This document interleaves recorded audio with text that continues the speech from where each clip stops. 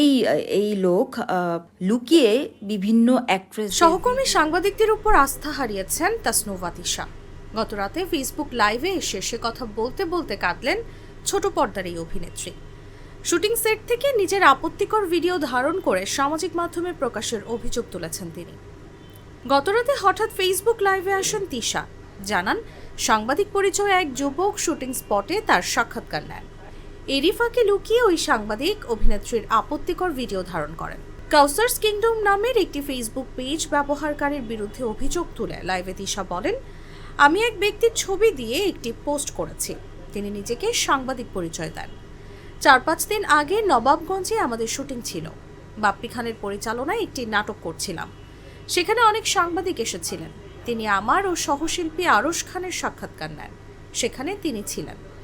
সাংবাদিকেরা সবসময় দায়িত্বের সঙ্গে তাদের সাক্ষাৎকার নেন এবং সেসব প্রকাশ করেন, কিন্তু ওই ব্যক্তির আচরণে সাংবাদিকদের উপর আস্থা হারানো তিশা বলেন, আমি ভেবেছিলাম তিনি সাংবাদিক, কিন্তু এই লোক সাংবাদিক তো দূরের কথা, তিনি আদৌ মানুষ কিনা আমার সন্দেহ। কারণ তিনি লুকিয়ে বিভিন্ন অভিনেত্রীদের আপত্তিকর ভিডিও ধারণ করেন, আমারও করেছেন। সেটির ভিউ 2 মিলিয়ন ছাড়িয়ে গেছে। ভিডিওটি ছড়িয়ে গেছে। তিনি তার পেজ থেকে নামিয়ে ফেলার পরও সেটা অনেকের কাছে আছে। আউটডোর শুটিংয়ে আমাদের লেপেল পরার আলাদা জায়গা থাকে না, নিজেদের মতো করে পড়তে হয়। আমি খোলা মাঠে শুটিং করছিলাম, সামনে সাংবাদিকরা ছিলেন। ভেবেছিলাম সাংবাদিক ভাইয়েরা কখনো এমন কাজ করবেন না, তাই আমার মতো করে লেপেল পড়ছিলাম এবং সেটা ঠিক করছিলাম। সেই ভিডিও ধারণ করে তিনি তার পেজে আপলোড করেন।